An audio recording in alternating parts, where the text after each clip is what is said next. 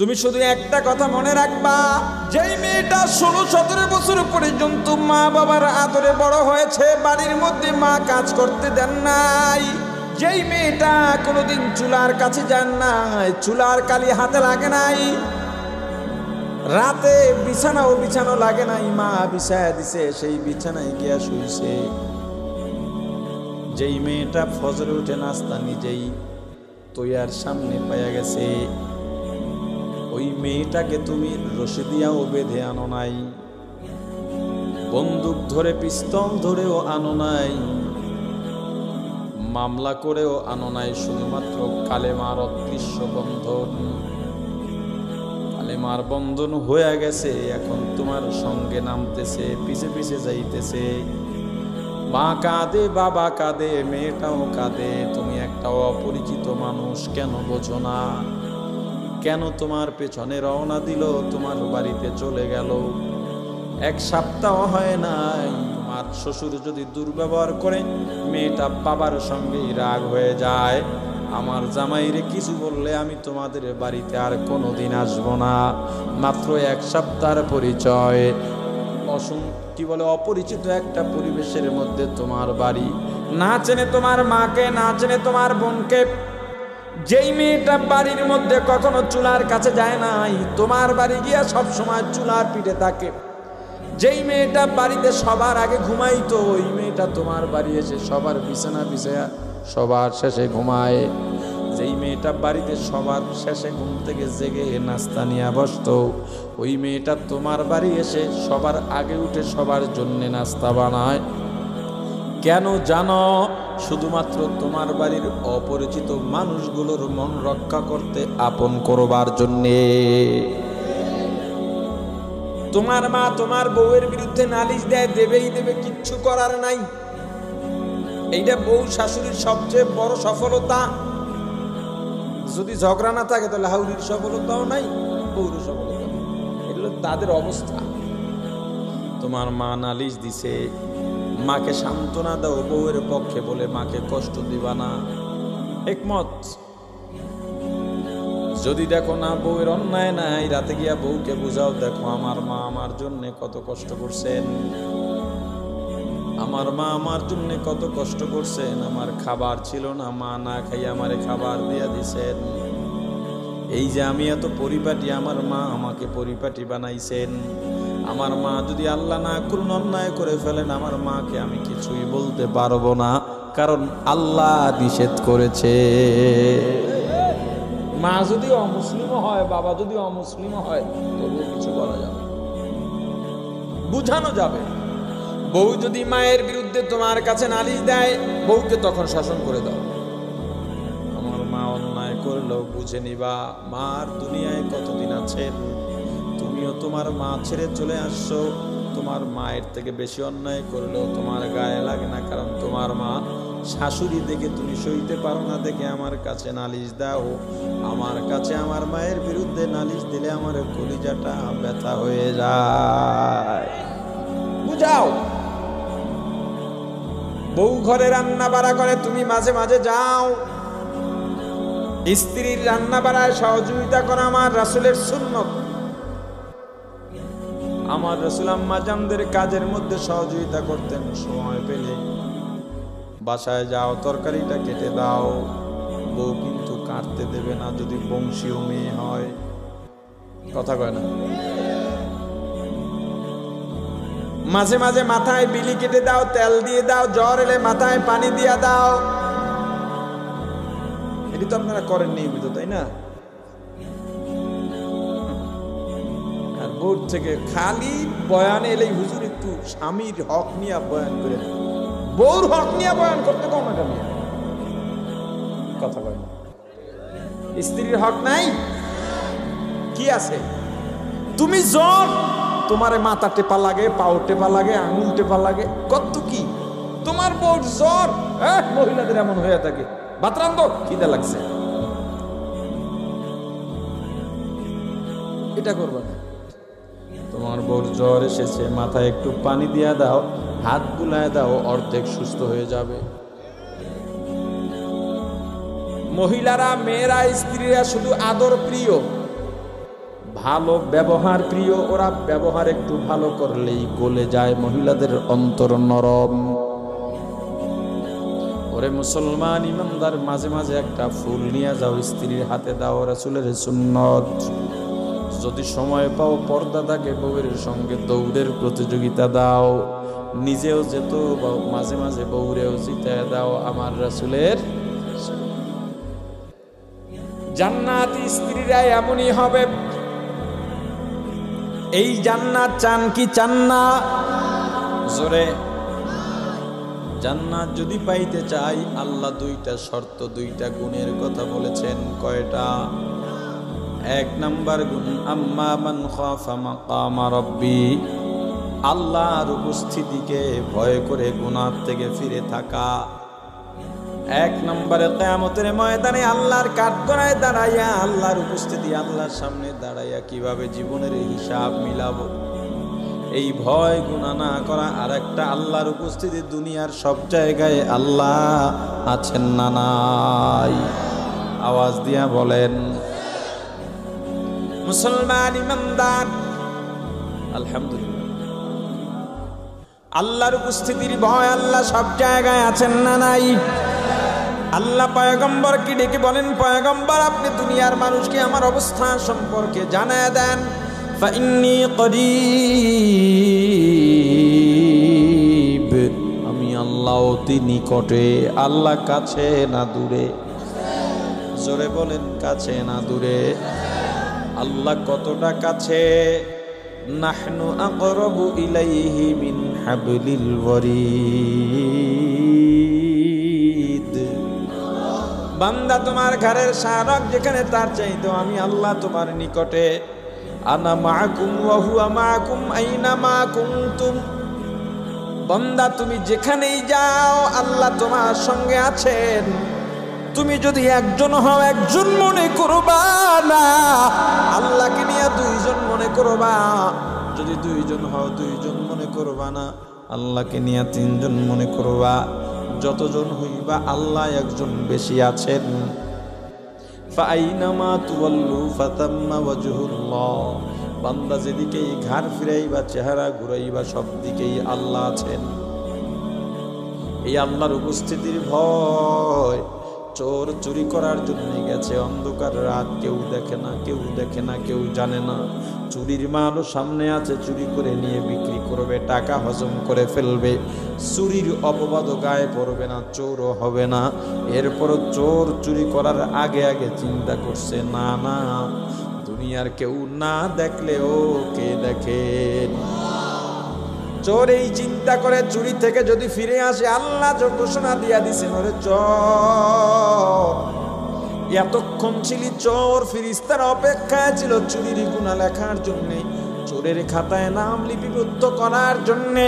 কিন্তু যখনই তুই আমি আল্লাহর উপস্থিতির ভয় পাইয়া অন্তরে তাকওয়া সৃষ্টি হয়ে গেছে, তাকওয়া দিয়া তুই যখন চুরির থেকে ফিরে গেলি রে বান্দা, একটু আগে ছিলি চোর, আমি আল্লাহর উপস্থিতির ভয় পাইয়া চুরি না করার কারণে হয়ে গেলি মুত্তাকি। আমি আল্লাহ ঘোষণা দিয়া দিলাম, ফাইনাল জান্নাতা হিয়াল মাওয়া। মুসলমান ইমানদার, আমিরুল মুমিনিন, খলিফাতুল মুসলিমিন, অর্ধজাহানের শাসক, ইসলামের দ্বিতীয় খলিফা, ফারুক আজম হযরত ওমর ফারুক রাদিয়াল্লাহু তাআলা আনহু একদিন রাতে বের হলেন এই চিন্তা করে, আমিও মানুষ, আমার ভুল হতে পারে। কত বড় মানুষ, দুনিয়াতে জান্নাতের খবর পেয়ে গেছে। ওমর, তুমি জান্নাতি মানুষ, দুনিয়াতেই ঘোষণা হয়ে গেছে তুমি জান্নাতি মানুষ। এরপরও মনের মধ্যে একটা চিন্তা, আমার রাষ্ট্র পরিচালনায় ভুল হতে পারে। আমি যেহেতু আমিরুল মুমিনিন, আমার ভুলের মধ্যে কেউ হাত ঢুকাবে না। আমার কথায় ভুল হলে, কাজে ভুল হলে আমার সামনে দাঁড়ায় কেউ বলার সাহস করবে না। কারণ হয়তো ভাববে আমি আমিরুল মুজাহিদিন, আমিরুল মুমিনিন, আমার কাছে বললে আমি রাগ হয়ে যাব, সাহসেরও ব্যাপার আছে। এজন্য আমার সামনে আসবে না, কিন্তু আসলে যে আমার ভুল যদি থাকে আমি ধরবো কেমনে? আমি একটু সফর করব, রাতে মানুষের বাড়ির পাশে পাশে যাব, ঘরের পাশ দিয়ে যাব, আমি দেখবো তারা কি বলে, আমাকে নিয়ে আলোচনা করে কিনা। আপনি বলবেন হুজুর মানুষের বাড়িতে আড়ি পাতা তো জায়েজ নাই। একজন কথা বলতেছে একজন মানুষের সঙ্গে, তার পাশে গিয়ে কান পাতা জায়েজ? বলেন। কারো গোপন কথা শোনা জায়েজ? কি বলছিল বস না, আরে কিন্তু এরকম না। এরকম কাউকে প্রলুব্ধ করে কারো গোপন কথা শুনতে চাইবেন? মোবাইলে কথা বলতেছি না জিজ্ঞেস করে রেকর্ড করে বিপদে ফালানোর জন্য সওয়াবের কাজ, কথা বলে না, এগুলো করবেন। অমুকের মোবাইলটার পাসওয়ার্ডটা যদি পাইতাম, দেখতাম মোবাইলের মধ্যে কার কার ছবি আছে, বউর ছবি তো আছে, কেমন দেখায় বউদের একটু দেখতাম, জায়েজ আছে? এগুলো করবেন না। তাহলে হয়তো তোমার কেন গিয়ে মানুষের বাড়িতে আড়ি পাতবেন, বোঝার ভুল। হযরত ওমর চিন্তা করেছেন যদি আলোচনার মধ্যে ওমর শব্দ শুনতে পাই দাঁড়াবো, যদি দেখি প্রশংসা করে তবেও দাঁড়াবো না, অন্য আলোচনা হলেও শুনবো না, যদি দেখি সমালোচনা করে তবেই দাঁড়াবো। এই ঘরের পাশাপাশি যাইতেছেন না, সবাই আলোচনা উঠলে ওই প্রশংসাই করতেছে। ফজরের আগে আগে হুজুর চলে যাবেন, একটা ছোট্ট ঝুপড়ি ঘরের মধ্যে মা মেয়ের কথার আওয়াজ শুনলেন, ওমার শব্দ শোনা গেছে, দাঁড়িয়ে গেল, আমার নাম নিল, আল্লাহর গোলাম। মা মেয়েকে জিজ্ঞেস করতেছে, হে আমার কন্যা, তুমি ছাগলের দুধ দহন করছনি? বলে মা করেছি, তবে আজকে দুধের পরিমাণ কম হয়েছে। মা বলে তাহলে তো সমস্যা, কারণ কাস্টমার তো একজন হাত ছাড়া হয়ে যাবে। 5 জনারে দুধ দিতাম, 4 জনারে দিতে পারবো, একজন তো অন্য জায়গার থেকে দুধ নেবে, আমাদের কাস্টমার কমে যাবে। তবুও টেনশন নাই, আজকে একটু দুধের মধ্যে পানি মেরে দাও। কে বললো? হ্যাঁ, আমাদের এই রায়পুরা অঞ্চলে দুধে কেউ পানি দেয় না। আরে দেয় না, পানিতে দুধ দেয়। হ্যাঁ, পানি কসম দিয়ে মিথ্যা কথা বলে মানুষ, আফসোস। মধু বিক্রি করার জন্য আসছে বালতি ভরা মধু, বলের মধ্যে মধু, ওই মধুর মধ্যে মধু পোকার চাকও আছে, কয়েকটা মৌমাছিও আছে।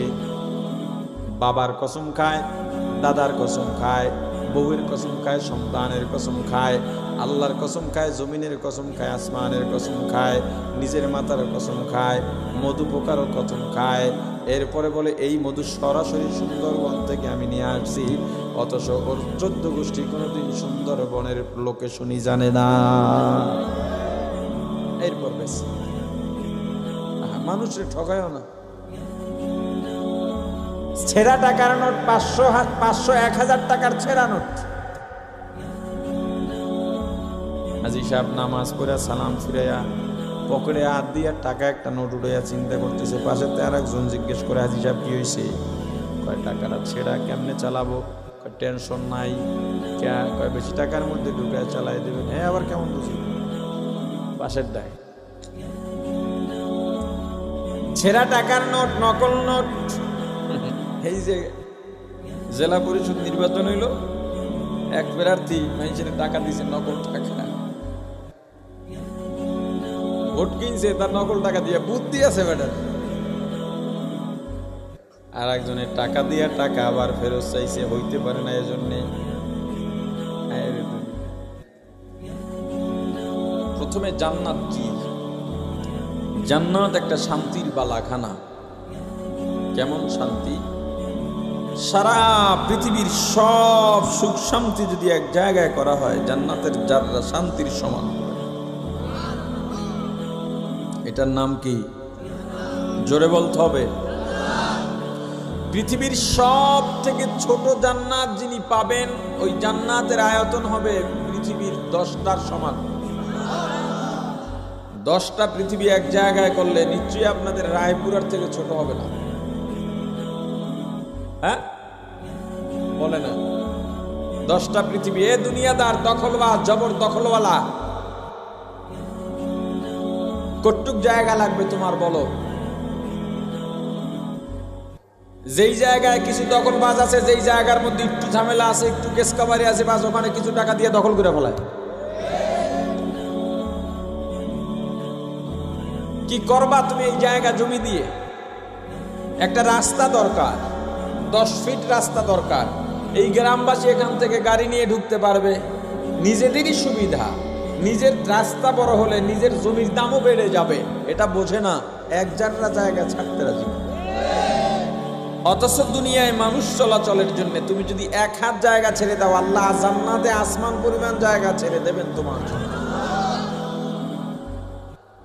কতটুকু লাগবে তোমার? এখন মরে যাবে, কাদের জন্য এগুলো করি? নিজে তো নিয়ে যেতে পারবো না, পারবো? জোরে বলেন। এই যাদের জন্য এত কিছু করি, মা বাবা, ভাই বোন, স্ত্রী, সন্তান। ভাই বোন মা বাবা তো না, এই সম্পদ মারা গেলে পায় কে? ছেলে মেয়েই পায়, বউ পায় অল্প, আটানি রাকানি পায়, বউ পায় অল্প, বাকিটা ছেলে মেয়ে পায়। ছেলে না থাকলে তখন ভাইয়ের ছেলেরা, কিন্তু ছেলে মেয়েই তো বেশি পায়। কথা বলে না। আচ্ছা বলেন তো, মা বাবার সঙ্গে আপনার আমার পরিচয় কতদিনের? আমার বয়স যতদিন। আমার স্ত্রীর সঙ্গে আমার পরিচয় কতদিনের? বিয়ে যতদিন। আমার সন্তানের সঙ্গে আমার পরিচয় কতদিনের? সন্তানের বয়স যতদিন।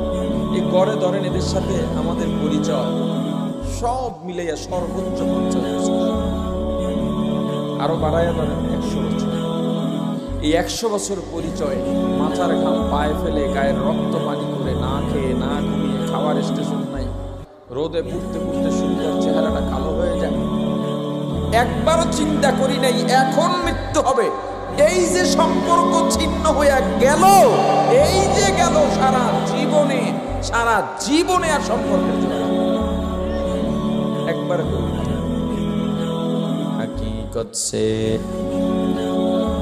तो दुनिया बेखबर है, दुनिया की नुमाइश पर नजर है।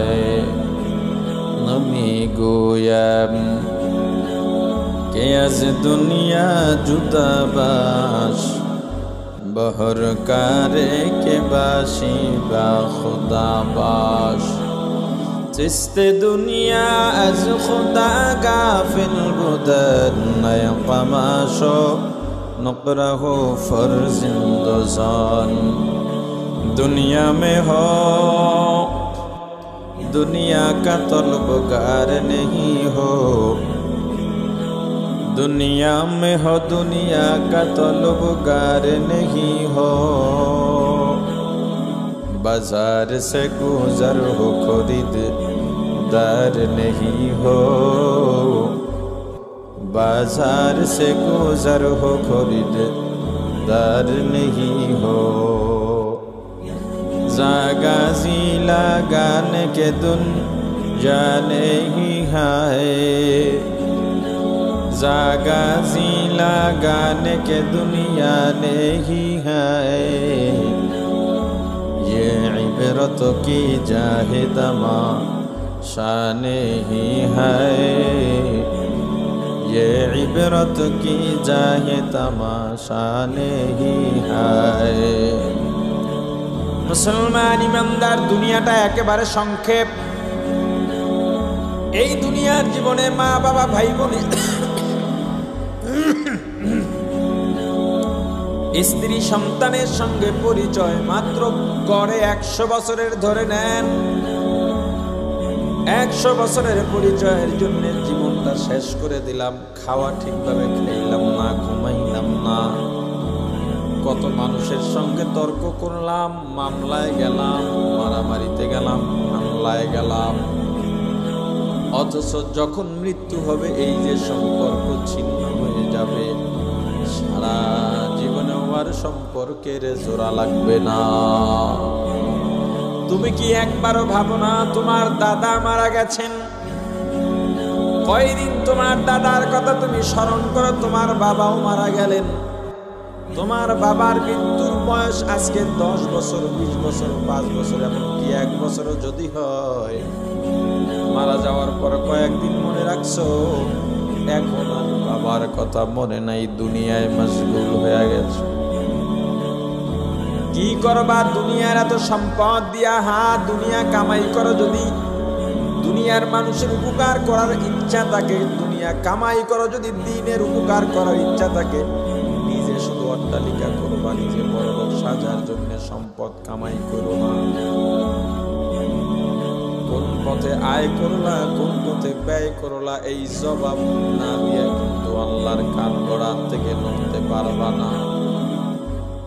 সম্পর্কটা চলে গেল, আর কোনোদিন তোমার আমার সঙ্গে সম্পর্কের জোড়া লাগবে না। কিয়ামতের ময়দান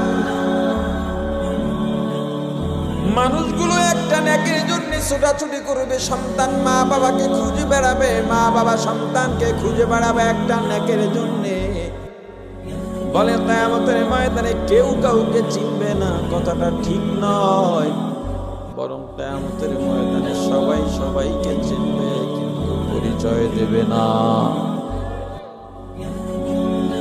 ইয়াউমা ইয়াফিরুল মারউ মিন আখিহি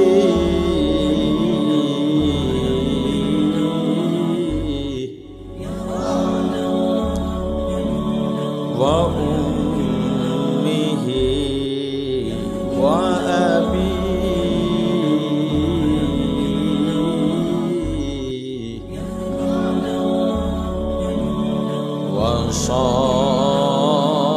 صاحبته وبنيه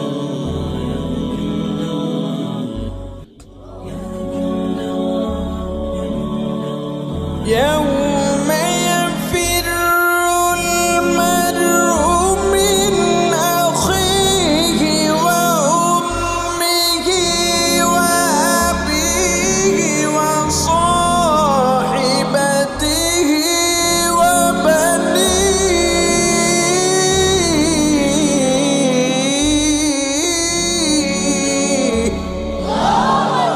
কিয়ামতের ময়দানে মা সন্তানকে দেখবে, সন্তান মাকে দেখবে, বাবা সন্তানকে, সন্তান বাবাকে, ভাই ভাইকে, ভাই বোনকে, বোন ভাইকে, স্ত্রী স্বামীকে, স্বামী স্ত্রীকে দেখার আগে পালাবে। যদি ঘটনাক্রমে সন্তান আর মায়ের দেখা হয়ে যায়, সন্তান অনুনয় বিনয় করে বলবে, মা একটু দাঁড়াও, একটা নেকির অভাবে আমি জাহান্নামে যাইতেছি রে মা। ও মা, আমি তো তোমার বড় দরদের সন্তান ছিলাম, আদরের সন্তান ছিলাম, নিজে না খাই আমারে খাওয়াইছো, আমি যদি অসুস্থ হইতাম ঘুমাইতাম, সেবা করতাম, আমি যদি বিদেশে গিয়া থাকতাম রে মা, ঈদের সময় সবাই আনন্দ করত, তুমি লুকাইয়া লুকাইয়া চোখের পানি ছেড়ে কাঁদতা, আমি তোমার সে আদরের ধর, মাগো একটা নেকের অভাবে আমি জাহান্নামে যাইতেছি।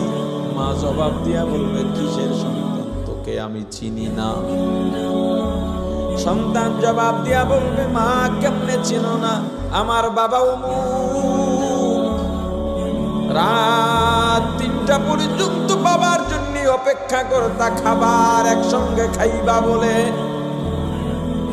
বাবার সম্পদ নাই, নানা বাড়ির সম্পদের অভাব ছিল না, তবুও বাবার অভাবে সংসারে পড়ে থাকছিল রে মাগো,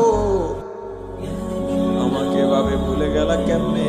মা জবাব দিয়া বলবে, কিসের স্বামী, কিসের সন্তান, আমার তো বিয়াই হয় না। কার জন্য এত জবর দখল করো, কার জন্য এত সম্পদ গড়ো? উৎসাহ দেওয়ার জন্য বলি, আল্লাহ যদি তৌফিক দান করেন, সন্তানের জন্য মায়া, চিন্তা করি মরলে হারে ওরা কেমনে থাকবে, আল্লাহর চিন্তা আমার মাথায় ঢুকেছে, ওরা কেমনে চলবে, এই ফয়সালা কার? সেটা নিয়ে তোমার টেনশন কেন? আমি মরলে তারা কেমনে চলবে, তুমি এত টেনশন করো কেন? সে টেনশন তো আল্লাহ, সে সিদ্ধান্ত আল্লাহর, সে ব্যবস্থাপনা আল্লাহর কাছে আছে। আরে মরলে তোমার কি অবস্থা হবে সেটা নিয়ে টেনশন।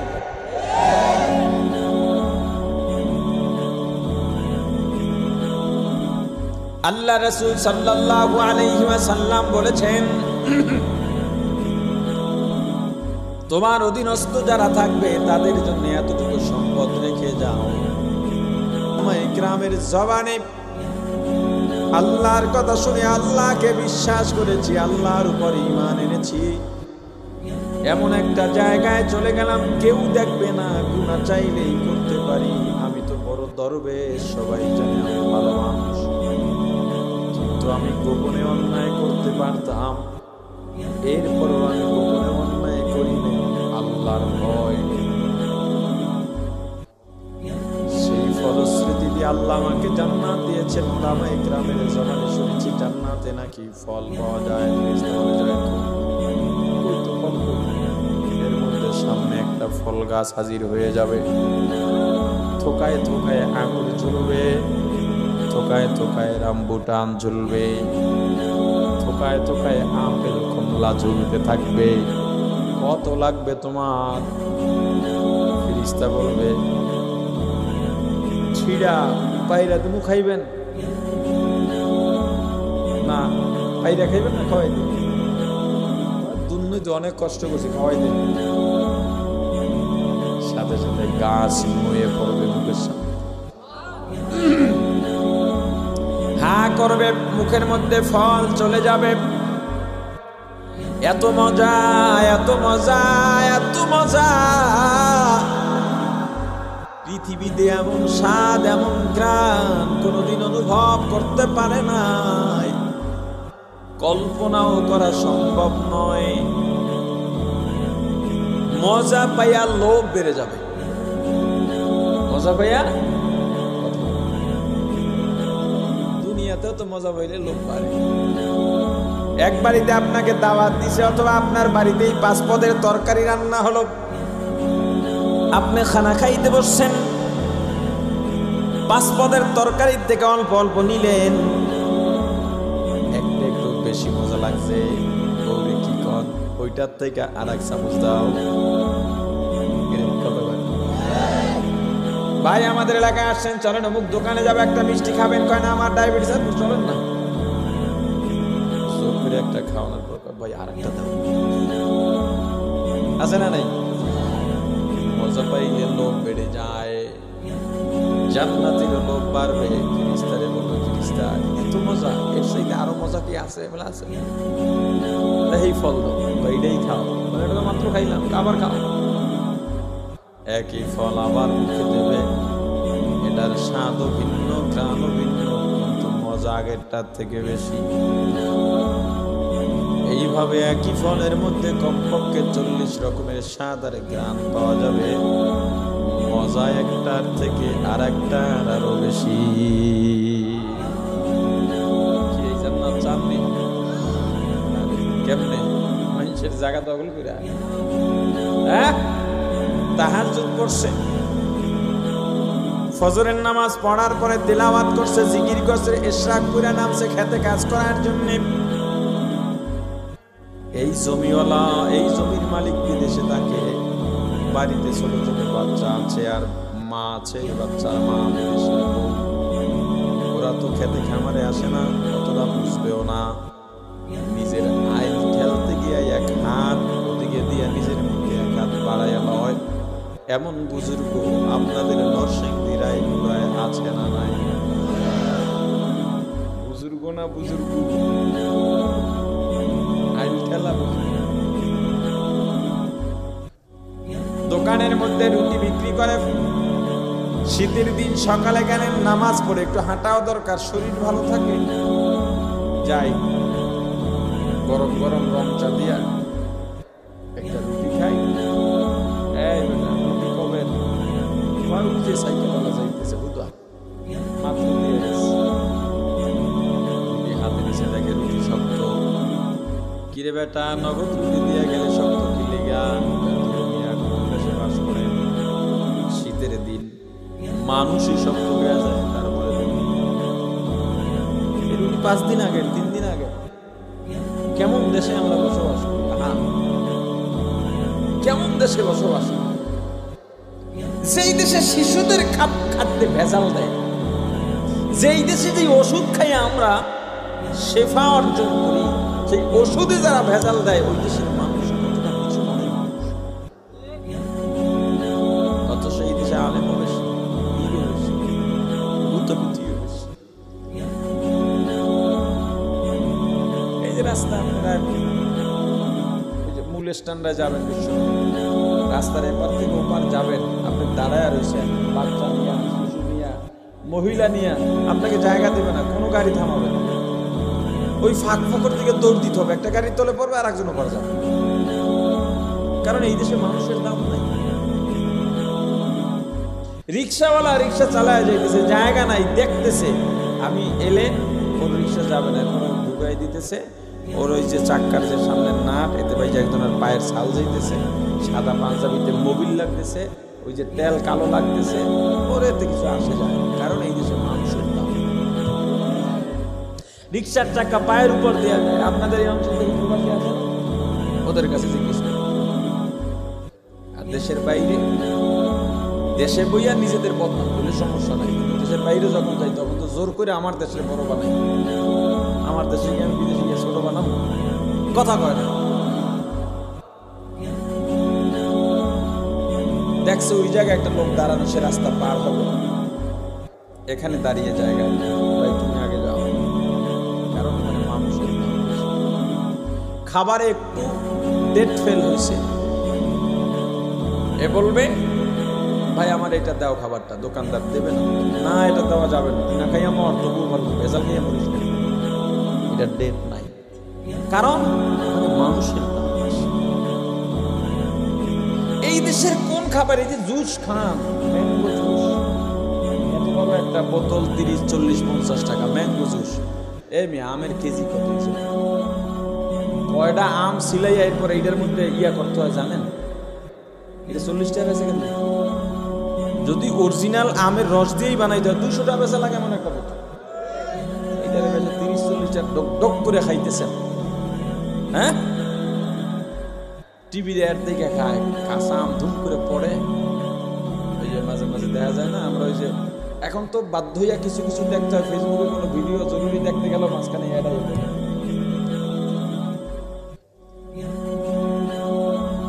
ভেজাল খাবার বর্জন করেন, ওরা এমনি ঘরে উঠে যাবে।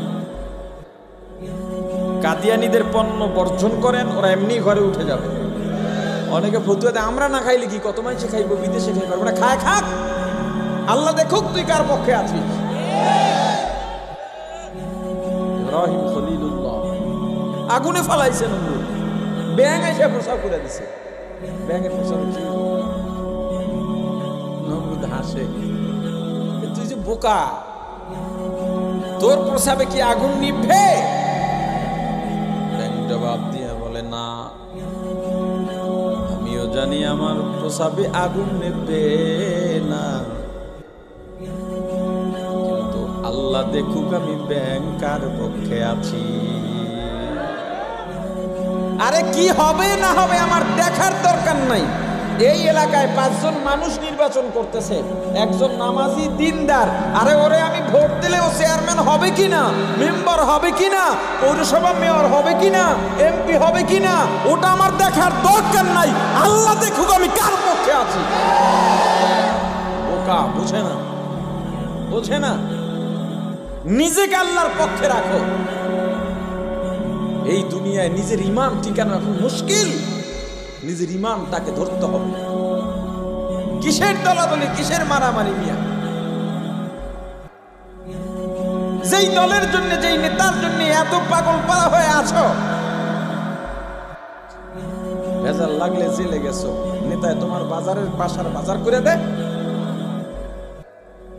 দেখো না এই যুবলীগ ছাত্রলীগ যারা করো, আমার কলিজার ভাইয়েরা, তোমাদের নেতা ইসমাইল সম্রাট টাকা তোমার মতো হাজারটা কিনতে পারে না টাকা পয়সা দিয়ে।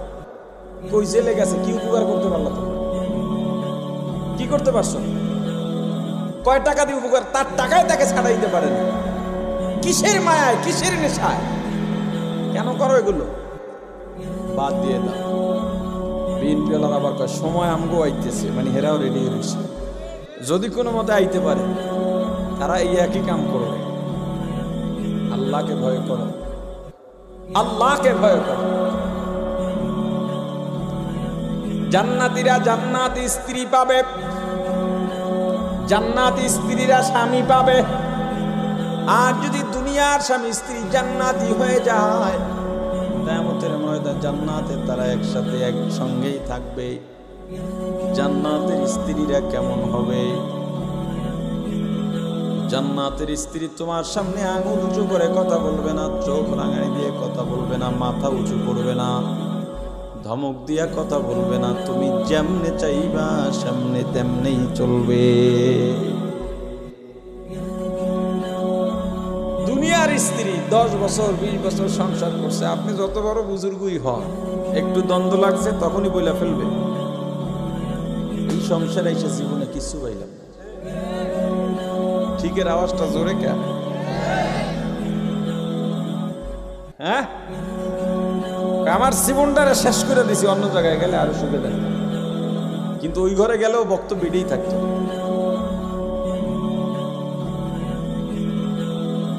পর্দা আলের মা বোনেরা, তোমার স্বামী সারাদিন বাইরে কাজ করে, রোদে পুড়ে কাজ করে, কত পরিশ্রম করে বাসায় যায়।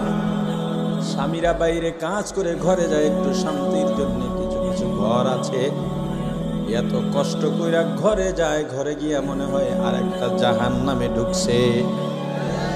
না রে মানা, তুমি তোমার স্বামীর জন্য আরামদায়ক শান্তিদায়ক হয়ে যাও। আজকে একটা নিউজে দেখলাম, স্বামী স্ত্রীকে কোপাইয়া মায়ের গান গাইতেছে আনন্দে। এই খুন করার সাপোর্ট করার কোনো সুযোগই নাই, কোনোভাবে কোনো পন্থায় সুযোগ নাই। কিন্তু আমি এইটা ভাবছি, এই স্বামী কতটা যন্ত্রণায় স্ত্রীকে মাইরা ফেলাইছে। শরীয়ত যদি মানত, দিন যদি মানত, সহজ সমাধান ছিল। বনিবনা হয় না, আপোষে বসে সামাজিকভাবে মীমাংসা করে ছাড়াছাড়ি করে ফেলো। খুন খারাপি করা যাবে? কিন্তু তোমার স্ত্রী তোমার সঙ্গে যে আচরণ করে, এখানে তোমার কোনো দোষ নাই। গায়ে পড়ছে তো কন দেন, স্বীকারোক্তি দেন। কয় না সবাই বিয়ে না করে কেউ বলছিল। মহিলাদেরকে আল্লাহ বাঁকা হাড্ডি দিয়ে বানাইছে। কি দিয়া? এটা শুনে তো আবার মহিলারা কেন না বেশি আবার মাথায় উঠে আল্লাহ জানে। এই বাঁকা হাড্ডিকে সোজা করতে গেলে তো ভেঙে যাবে, এটাকে বাঁকা রেখেই আপনার সমাধান করতে হবে। তুমি শুধু একটা কথা মনে রাখবা, যেই মেয়েটা 16-17 বছর পর্যন্ত মা বাবার আদরে বড় হয়েছে, বাড়ির মধ্যে মা কাজ করতে দেন নাই, যেই মেয়েটা কোনোদিন চুলার কাছে যান নাই, চুলার কালি হাতে লাগে নাই, রাতে বিছানো লাগে নাই, মা বিছায়া দিছে, সেই বিছানায় গিয়া শুইছে, যেই মেয়েটা ফজরে উঠে নাস্তা নিজেই তৈয়ার সামনে পাইয়া গেছে, ওই মেয়েটাকে তুমি রশি দিয়াও বেঁধে আনো নাই, বন্দুক ধরে পিস্তল ধরেও আনো নাই, মামলা করেও আনো নাই, শুধুমাত্র কালেমার অদৃশ্য বন্ধন। কালেমার বন্ধন হয়ে গেছে, এখন তোমার সঙ্গে নামতেছে, পিছে পিছে যাইতেছে। মা কাঁদে, বাবা কাঁদে, মেয়েটাও কাঁদে। তুমি একটা অপরিচিত মানুষ, কেন বোঝো না? কেন তোমার পেছনে রওনা দিল, তোমার বাড়িতে চলে গেল, 1 সপ্তাহ হয় নাই। তোমার বাবা যদি একটু দুর্ব্যবহার করে, মেয়েটার রাগ, তোমার শ্বশুর যদি দুর্ব্যবহার করে, মেয়েটা বাবার সঙ্গেই রাগ হয়ে যায়। আমার জামাইরে কিছু বললে আমি তোমাদের বাড়িতে আর কোনোদিন আসবো না। মাত্র 1 সপ্তাহের পরিচয়, কি বলে অপরিচিত একটা পরিবেশের মধ্যে তোমার বাড়ি, না চেনে তোমার মাকে, না চেনে তোমার বোনকে।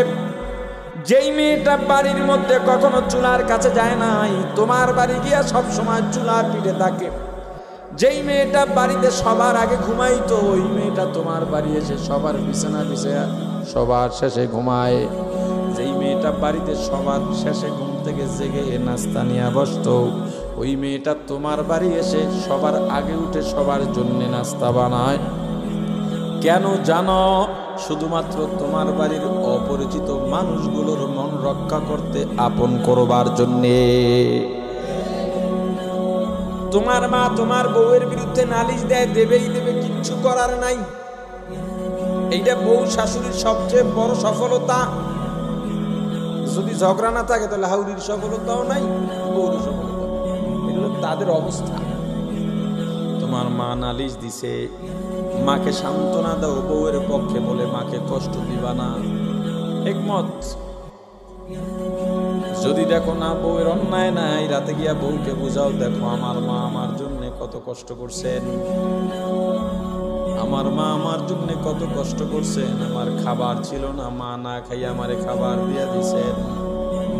এই যে আমি এত পরিপাটি, আমার মা আমাকে পরিপাটি বানাইছেন। আমার মা যদি আল্লাহ না করুন অন্যায় করে ফেলেন, আমার মাকে আমি কিছুই বলতে পারবো না, কারণ আল্লাহ নিষেধ করেছে। মা যদি অমুসলিম হয়, বাবা যদি অমুসলিম হয়, তবুও কিছু বলা যাবে, বুঝানো যাবে। বউ যদি মায়ের বিরুদ্ধে তোমার কাছে নালিশ দেয়, বউকে তখন শাসন করে দাও। আমার মা অন্যায় করলেও বুঝে নিবা, মার দুনিয়ায় কতদিন আছেন, তুমিও তোমার মা ছেড়ে চলে আসছো। তোমার মায়ের থেকে বেশি অন্যায় করলেও তোমার গায়ে লাগে না, কারণ তোমার মা শাশুড়ি দেখে তুমি সইতে পারো না, দেখে আমার কাছে নালিশ দাও। আমার কাছে আমার মায়ের বিরুদ্ধে নালিশ দিলে আমার কলিজাটা ব্যথা হয়ে যায়। বুঝাও। বউ ঘরে রান্না বাড়া করে, তুমি মাঝে মাঝে যাও, স্ত্রীর রান্না বাড়ায় সহযোগিতা করা আমার রাসূলের সুন্নত। আমার রাসূল আম্মা জানদের কাজের মধ্যে সহযোগিতা করতেন। সময় পেলে বাসায় যাও, তরকারিটা কেটে দাও। বউ কিন্তু কাটতে দেবে না যদি বংশীয় মেয়ে হয়, কথা কয় না। মাঝে মাঝে মাথায় বিলি কেটে দাও, তেল দিয়ে দাও, জ্বর এলে মাথায় পানি দিয়া দাও। এটি তো আপনারা করেন নিয়মিত, তাই না? আর বউর থেকে খালি বয়ানে এলেই হুজুর একটু স্বামীর হক নিয়ে বয়ান করে, বউর হক নিয়ে বয়ান করতে কমে কেন? কথা বলেন, স্ত্রীর হক নাই? কি আছে? তুমি জ্বর, তোমার মাথা টেপা লাগে, পাও টেপা লাগে, আঙুল টেপা লাগে, কত কি। তোমার বউ জ্বর, হ্যাঁ মহিলাদের এমন হয়ে থাকে, ভাত রান্ধো, খিদে লাগছে, এটা করবা না। তোমার বউর জ্বর এসেছে, মাথায় একটু পানি দিয়া দাও, হাত বুলায় দাও, অর্ধেক সুস্থ হয়ে যাবে। মহিলারা, মেয়েরা, স্ত্রীরা শুধু আদর প্রিয়, ভালো ব্যবহার প্রিয়। ওরা ব্যবহার একটু ভালো করলেই গলে যায়, মহিলাদের অন্তর নরম। ওরে মুসলমান ইমানদার, মাঝে মাঝে একটা ফুল নিয়ে যাও, স্ত্রীর হাতে দাও, রাসূলের সুন্নত। যদি সময় পাও, পর্দা থাকে, বউয়ের সঙ্গে দৌড়ের প্রতিযোগিতা দাও, নিজেও যেত, মাঝে মাঝে বউরেও জিতে দাও। আমার রাসূলের জান্নাতি স্ত্রীরা এমনই হবে। এই জান্নাত চান কি চান না? জোরে। জান্নাত যদি পাইতে চাই, আল্লাহ দুইটা শর্ত, দুইটা গুণের কথা বলেছেন। কয়টা? এক নাম্বার গুণ, আম্মা মান খাফা মাকামা রাব্বি, আল্লাহর উপস্থিতিকে ভয় করে গুনাহ থেকে ফিরে থাকা। এক নম্বরে কিয়ামতের ময়দানে আল্লাহর কাঠগড়ায় দাঁড়াইয়া, আল্লাহর উপস্থিতি, আল্লাহর সামনে দাঁড়াইয়া কিভাবে জীবনের হিসাব মিলাবো, এই ভয় গুনাহ না করা। আর একটা, আল্লাহর উপস্থিতি, দুনিয়ার সব জায়গায় আল্লাহ আছেন না নাই? আওয়াজ দিয়া বলেন। মুসলমান ইমানদার, আলহামদুলিল্লাহ,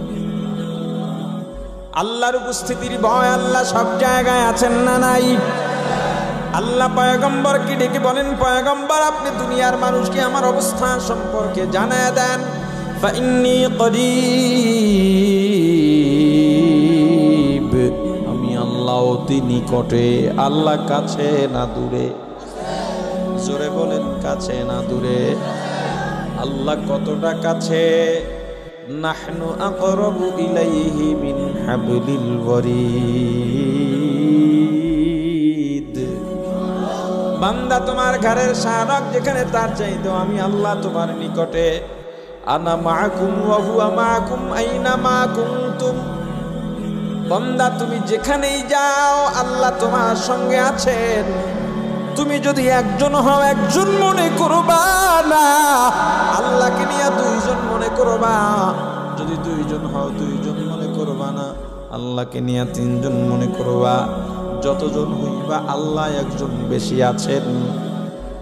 ফাআইনামা তুওয়াল্লু ফাতাম্মা ওয়াজহুল্লাহ। বান্দা যেদিকেই ঘাড় ফিরাইবা, চেহারা ঘুরাইবা, সব দিকেই আল্লাহ আছেন। এই আল্লাহর উপস্থিতির ভয়। চোর চুরি করার জন্য গেছে, অন্ধকার রাত, কেউ দেখে না, কেউ দেখে না, কেউ জানে না। চুরির মালও সামনে আছে, চুরি করে নিয়ে বিক্রি করবে, টাকা হজম করে ফেলবে। চুরির অপবাদও গায়ে পড়বে না, চোরও হবে না। এরপরও চোর চুরি করার আগে আগে চিন্তা করছে, না না, দুনিয়ার কেউ না দেখলেও কে দেখে। চোর এই চিন্তা করে চুরি থেকে যদি ফিরে আসে, আল্লাহ যে ঘোষণা দিয়া দিছে, বলে চোর এতক্ষণ ছিলি চোর, ফেরেশতারা অপেক্ষায় ছিল চুরির গুনাহ লেখার জন্যে, চোরের খাতায় নাম লিপিবদ্ধ করার জন্যে। কিন্তু যখনই তুই আমি আল্লাহর উপস্থিতির ভয় পাইয়া অন্তরে তাকওয়া সৃষ্টি হয়ে গেছে, তাকওয়া দিয়া তুই যখন চুরির থেকে ফিরে গেলি রে বান্দা, একটু আগে ছিলি চোর, আমি আল্লাহর উপস্থিতির ভয় পাইয়া চুরি না করার কারণে হয়ে গেলি মুত্তাকি। আমি আল্লাহ ঘোষণা দিয়া দিলাম, ফাইনাল জান্নাতা হিয়াল মাওয়া। মুসলমান ইমানদার, আমিরুল মুমিনিন, খলিফাতুল মুসলিমিন, অর্ধ জাহানের শাসক, ইসলামের দ্বিতীয় খলিফা, ফারুক আজম হযরত ওমর ফারুক রাদিয়াল্লাহু তাআলা আনহু একদিন রাতে বের হলেন এই চিন্তা করে, আমিও মানুষ, আমার ভুল হতে পারে। কত বড় মানুষ, দুনিয়াতে জান্নাতের খবর পেয়ে গেছে। ওমর, তুমি জান্নাতি মানুষ, দুনিয়াতেই ঘোষণা হয়ে গেছে তুমি জান্নাতি মানুষ। এরপরও মনের মধ্যে একটা চিন্তা, আমার রাষ্ট্র পরিচালনায় ভুল হতে পারে। আমি যেহেতু আমিরুল মুমিনিন, আমার ভুলের মধ্যে কেউ হাত ঢুকাবে না। আমার কথায় ভুল হলে, কাজে ভুল হলে আমার সামনে দাঁড়ায় কেউ বলার সাহস করবে না, কারণ হয়তো ভাববে আমি আমিরুল মুজাহিদিন, আমিরুল মুমিনিন, আমার কাছে বললে আমি রাগ হয়ে যাব, সাহসেরও ব্যাপার আছে। এজন্য আমার সামনে আসবে না। কিন্তু আসলে যে আমার ভুল যদি থাকে, আমি ধরবো কেমনে?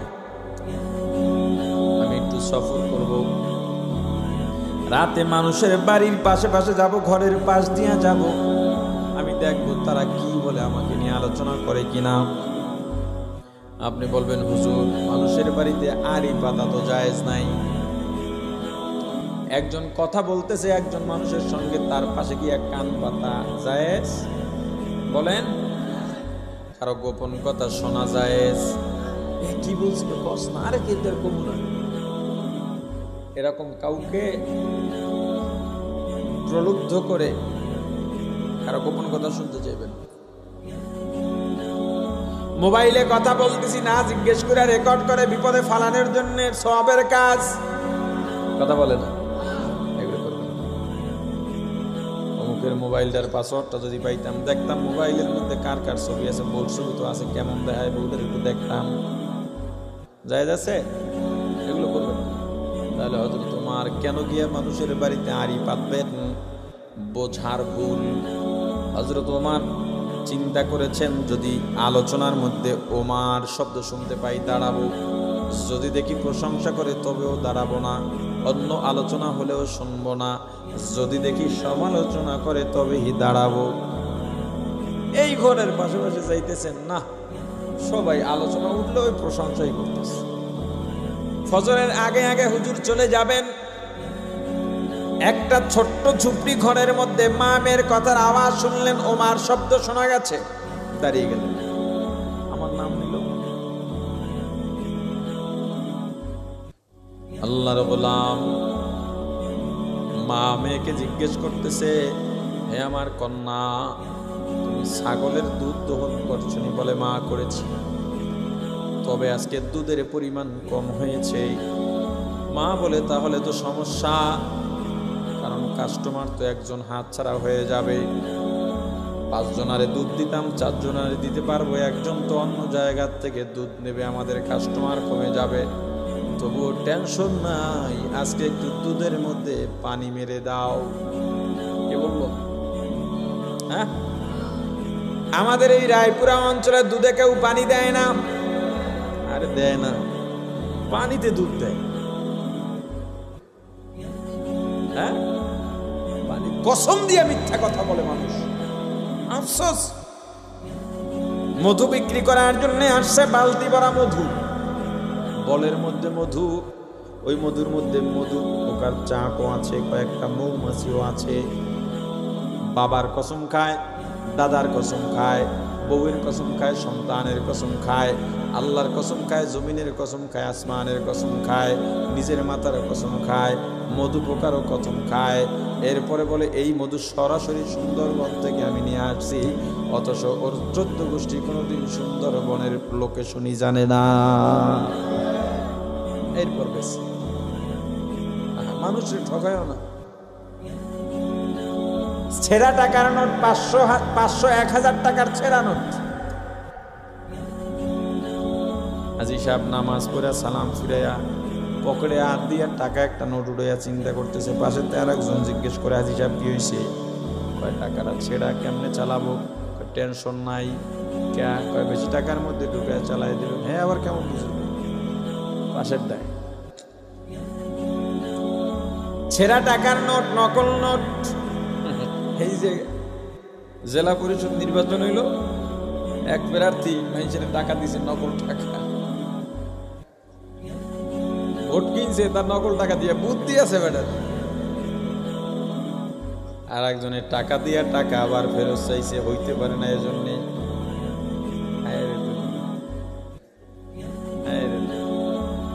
টাকা দিছে ভোটের জন্য, হয় নাই, টাকা ফেরত দাও।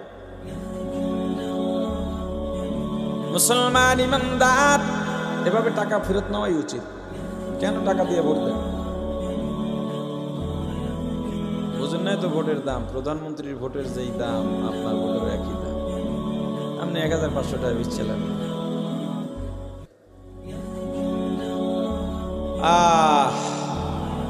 ছেঁড়া টাকার নোট একজন 20,000 টাকা পাবে আপনার কাছে। 19,000 টাকার ভালো নোট দিলেন, একটা ছেঁড়া বা নকল ভিতরে ঢুকায় দিলেন। লোকটা দেখে নাই, আপনি চলে এলেন, মনে করছেন জিতছেন। 20,000 টাকার 19,000 টাকা কেবল ঋণ পরিশোধ হয়েছে, 1,000 টাকা কিয়ামতের ময়দানে দেওয়া লাগবে। একজন আপনার কাছে টাকা পাবে, বেচারা আপনার পেছনে ঘুরতে ঘুরতে ঘুরতে ঘুরতে জুতার তলি ক্ষয় করে ফেলল, কিন্তু টাকাটা পাইল না। আপনি মনে করছেন জিতে গেছে, না না, কিয়ামতের ময়দানে দেওয়া লাগবে। মানুষের হক নষ্ট করবেন না, মানুষকে ঠকাবেন না, এই শপথটা করে যান, ঠকাবেন না।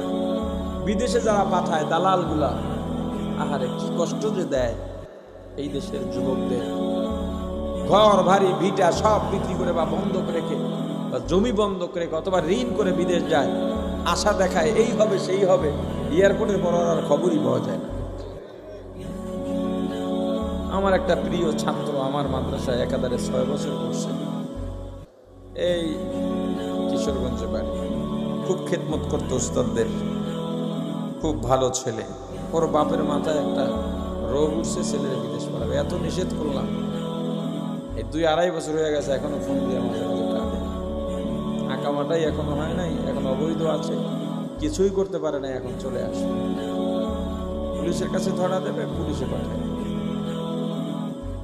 অথচ নিচে ওরা আপন চাচা।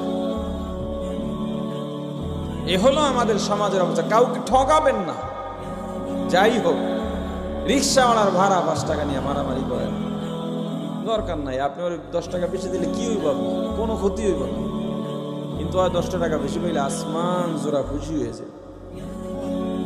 এদেরকে ঠকাইয়েন না। শাক কিনতে গেছেন বাজারে, বাড়ির বিল্ডিং করছেন, রডের সময় তো দরদাম করেন নাই। 5 টাকা রড পাঠাই দাও ভাই, রড পাঠাই দিছে, বাউসার দিয়েছে, টাকাটা দিয়ে দিছে। ইট দাও 5 গাড়ি, ইট দিয়ে দিছে, বাউসার দিছে, টাকা দিন, 1 টাকাও কম দেন নাই। কোটি কোটি টাকার ব্যবসা, কম দিলেন না। শাকওয়ালারে গিয়া মাছওয়ালারে গিয়া দরদাম করেন, এক বেটা ধমক দিয়া। এরপরে কি করেন, মাছ কত, 20 টাকা, 15 টাকা রাখো, পোষায় নিও, বলে গা, বাকি 5 টাকা তোমার বাপে দেবে, ওই 5 টাকা তোমার দিতে হবে। বেচা কিনার মধ্যে হিসাব কবুল আছে, দুজনই যখন সম্মত হবে, হ্যাঁ ঠিক আছে দেবা, হ্যাঁ দেব, তো টাকা দাও, নাও, রাগ পর্যন্ত এগুলো করবেন।